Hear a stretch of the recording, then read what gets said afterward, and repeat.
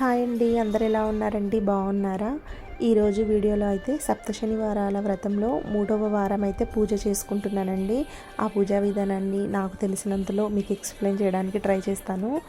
ఈ వీడియోని ఎక్కడా స్కిప్ చేయకుండా చూడండి. అలాగే ఈ వీడియో నచ్చితే ప్లీజ్ అండి ఒక లైక్ చేయండి.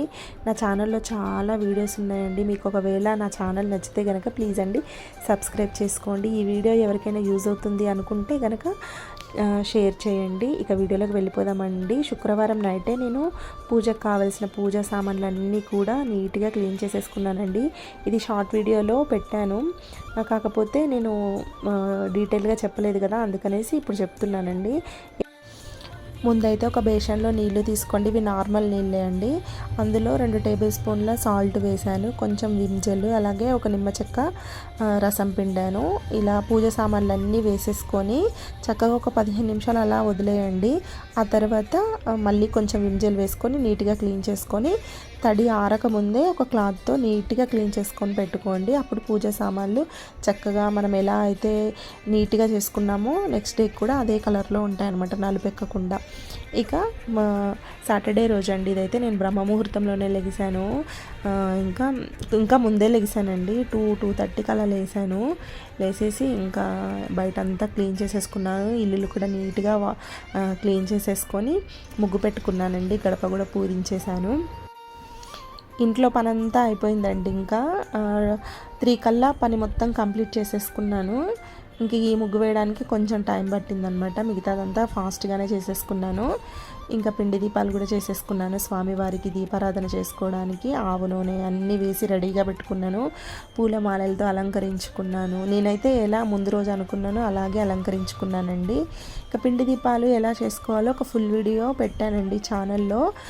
పెద్ద వీడియోలో చూడండి, మీకు అర్థమైపోతుంది. ఇంకా ఎవరికైనా డౌట్స్ ఉంటే పూజ గురించి నన్ను అడగండి, కామెంట్ చేయండి, నాకు వీలైనంతలో మీకు షేర్ చేస్తాను. ఇంకా ఇదండి. ఇంకా ప్రసాదాలు అయితే పెరగన్నం పెట్టానండి. శనగలు తాలింపు చేశాను, నువ్వులు ఉండలు చేశాను, చలివిడి, అలాగే పులిహోర, వడపప్పు, అలాగే ఇంట్లో డైలీ మనం చేసుకుంటాం కదా నిత్య దీపారాధన, అది అయిపోయిన తర్వాత ఇంకా స్వామివారికి కావాల్సిన ప్రసాదాలన్నీ చేసుకోవడము, పిండి దీపాలు చేసుకోవడము, ఇదంతా కూడా ఒక 1 అవర్ టైం పడుతుందండి. అన్నీ రెడీ చేసుకొని పూజలో కూర్చున్నాం అనుకోండి, మాటికి లేగకుండా ఉంటుంది. అన్నీ సిద్ధం చేసుకొని పెట్టుకుంటే పూజ అయిపోయిన తర్వాతే లేగొచ్చండి. మాటికి ఏదైనా మర్చిపోయినా ఊక లేగకూడదు కదా, అందుకని చెప్పి అన్నీ రెడీగా పెట్టుకున్నాను. పూలు అవ్వచ్చు, ప్రసాదాలు అవ్వచ్చు, ఇంకా చిన్న ఐటెం కానించి.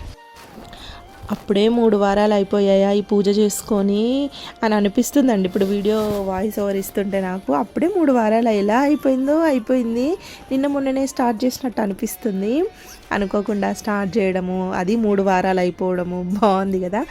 ఇంకా నాకైతే ఒక తీయని అనుభవం ఏంటంటే, భగవంతుని మనము నమ్మకంతో భక్తి శ్రద్ధలతో దండం పెట్టుకుంటే స్వామి మనకి కావాల్సిన దానికంటే 100 రెట్లు ఎక్కువగానే ఇస్తారండి. దాంట్లో ఎటువంటి వేరే ఆలోచనే పెట్టుకోవద్దు, నమ్మకంతో స్టార్ట్ చేయండి చేయాలనుకునేవారు. నాకైతే ఇలా హారతి ఇచ్చేటప్పుడు అవ్వచ్చు, లేకపోతే ప్రసాదం దేవుడికి నైవేద్యంగా చూపించినప్పుడు అవ్వచ్చు, తెలియని గూస్ బంప్స్ రావడము, తెలియని కన్నీళ్ళు రావడము అలా జరుగుతుందండి. ఏడుపు కూడా కంటిన్యూస్గా, అసలు ఇదివరకు ఎప్పుడు ఏడవని ఏడుపు ఉంటుంది చూసారా అండి స్వామివారి ముందు. చిన్న పిల్లలు ఎక్కి ఏడుస్తారు చూడండి, అలాగా వెక్కి ఏడుస్తున్నాను. నాకే అర్థం అవ్వట్లేదు. తర్వాతకి మళ్ళీ ఎందుకు ఇలా చేశానబ్బా, అది తెలియకుండానే అయిపోతుందండి. అది దాంట్లో నా పర్మిషన్ లేకుండానే అది అయిపోతుంది. మరి ఎందుకో ఏమో నిజంగా నాకు తెలీదు. నేనైతే చాలా నమ్మకంతో దేవుణ్ణి అయితే నమ్ముకొని పూజ అయితే చేస్తున్నానండి. స్వామి ఇచ్చినా ఇవ్వకపోయినా నా పిల్లల్ని, నా భర్తని, అందరినీ బాగా చూసుకొని మా కుటుంబంతో పాటు మీ అందరి కుటుంబాలలో కూడా దేవుడు చల్లని చూపు చూస్తారని కోరుకుంటున్నానండి. ఇంకా 3వ వారం పూజ కూడా సక్సెస్ఫుల్గా కంప్లీట్ చేసుకున్నానండి. ఈవినింగ్ అయితే స్వామివారికి లడ్డూలు ఇష్టం కదా, ఇంకా ఈవినింగ్ లడ్డూలు ప్రసాదంగా పెట్టి ఈవినింగ్ కూడా పూజ చేసేసుకున్నాను. పూజ గ్రాండ్గా చేసామా, లేకపోతే ఇన్ని ప్రసాదాలు పెట్టామా, ఇంత అలంకరించుకున్నామా అనేది ఇంపార్టెంట్ కాదండి నా దృష్టిలో. అయితే మనకి ఆ దేవుడే తనకి పూజ ఎలా చేయించుకోవాలనిపిస్తుందో మన చేత అలా చేయించుకుంటారండి. వేరే టెన్షన్ ఏమీ పడొద్దు, సింపుల్గా ఈ ఇంట్లో ఉండే వాటితోటే ప్రశాంతంగా చేసుకోవచ్చండి పూజ, పెద్ద హడావిడి ఏమీ లేకుండా. ఫస్ట్ అయితే గణపతికి పూజ చేసేసుకున్నానండి. గణపతి పూజ అయిపోయిన తర్వాత స్వామివారికి పూజ చేసుకున్నాను. ఇంకా అన్నీ మొబైల్లో పెట్టుకోవడము కానీ లేదంటే టీవీలో సాంగ్స్ పెట్టుకొని మనము చేసుకోవచ్చు, అయిపోతుంది. ఇంకా ఎవరికైనా ఒకవేళ 7 శనివారాల వ్రత కల్పన బుక్ ఉంటే అది దాంట్లో చూసుకుంటూ తప్పులు లేకుండా చేయాలి కదా, తప్పులు లేకుండా చదవాలి కదా. ఒకవేళ మాకు అవ్వదు అనుకునేవారు ఇలా వీడియో పెట్టుకొనైనా చేసుకోవచ్చు. ఎలా చేసాము, ఎంత గ్రాండ్గా చేసాము అన్నది ముఖ్యం కాదండి. ఎంత భక్తితో, ఎంత భక్తి శ్రద్ధలతో స్వామివారిని నమ్ముకొని చేసామా అనేదే స్వామివారు చూస్తారండి. ఈ పూజ చేసుకోవాలని ఆలోచన మన మనసులో కలగడమే పెద్ద గొప్పతనము. అయితే అంత ఓపికగా ఎలా చేసుకుంటామో ఏమో అండి, అసలు నిజంగా అర్థం కూడా అవ్వదు తెలుసా. ఎంత టైం పడుతుందో, కాలు నొప్పి కానివ్వండి, చేతుల నొప్పి కానీ ఇవేమీ ఉండవండి పూజ చేసుకున్నంతసేపు. ఇంట్లో అంతా ఏదైనా పెద్ద ఫెస్టివల్ వస్తే ఇంట్లో పాజిటివ్గా ఆనందంగా అందరం మేము సంతోషంగా ఎలా ఉంటామో అలా అనిపిస్తుందండి నిజంగా పూజ చేసినప్పుడు. పూజ చేసిన రోజు అంతా కూడా ఇల్లంతా మంచి సువాసనతోటి ఎంత హాయిగా ఉంటుందో. మనం స్వామివారికి ధూపం చూపిస్తాం కదా, సాంబ్రాణి వేస్తాం కదా, ఇంకా అదంతా కూడా ఇంట్లో ప్రతి మూలలకు వెళ్ళి ఎంత మంచి సువాసన, స్వామివారు మనతో పాటు ఉన్నారు, మన ఇంట్లో ఉన్నారనే నమ్మకం వచ్చేస్తూ ఉంటుందన్నమాట. అలాంటి పాజిటివ్ ఆలోచనలు, పాజిటివ్గా ఉంటామండి. నేను చెప్పేది అది ఒక్కటే, మనము కోరుకునే కోరిక నిజాయితీగా ఉండాలి, అలాగే స్వామివారి మీద నమ్మకం, అంతేనండి. ఇవి రెండూ ఉంటే చాలు, తండ్రి ఎప్పుడు మనల్ని కాపాడుతూ ఉంటారు, అంతే. ఇంకా నేనైతే హారతి ఇచ్చేటప్పుడైతే ఇంకా ఇప్పుడు కూడా నేనేం మాట్లాడనండి, ఎందుకంటే నాకు ఇంకా అదే ఫీల్ ఉందన్నమాట. అందుకనేసి ఇక్కడైతే నేను సాంగ్ యాడ్ చేస్తాను, చూసేసేయండి.